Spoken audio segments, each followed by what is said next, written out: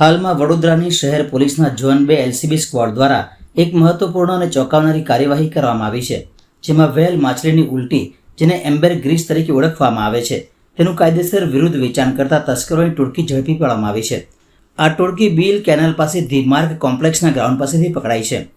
Amber Greece એ સમુદ્રી વ્હેલના પાચન તંત્રમાંથી ઉત્પન્ન થતો દુર્લભ અને કિંમતી પદાર્થ છે, જે મોટાભાગે વિદેશી પરફ્યુમ ઉદ્યોગમાં ઉપયોગમાં લેવાય છે. તેની કિંમત લાખો રૂપિયા પ્રતિ કિલો સુધી પહોંચી શકે છે. ભારતમાં એમ્બર ગ્રીસનું રાખવું, ખરીદવું કે વેચવું બંને ગેરકાયદેસર છે. વડોદરા શહેરના અટલાદરા વિસ્તારમાંથી મળેલી ગુપ્ત માહિતીના આધારે ઝોન 2 એલસીબીની ટીમે એક ઓપરેશન હાથ ધર્યું હતું.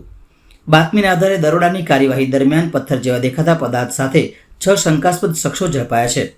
આ પદાર્થ શંકાસ્પદ એમ્બર ગ્રીસ છે, જે લગભગ 5 કિલોગ્રામથી પણ વધારે છે. આરોપીઓ સુરેન્દ્રસિંહ ચાવડા, ગૌતમ વસાવા, દીપક રબારી, સૂરજસિંહ કાંબોજ, રાજુ ઉર્ફે સંજય ભરવાડ, સિદ્ધાર્થ ઉર્ફે સન્ની તડવીની અટકાયત કરવામાં આવી છે અને આગળની તપાસ હાથ ધરવામાં આવી છે.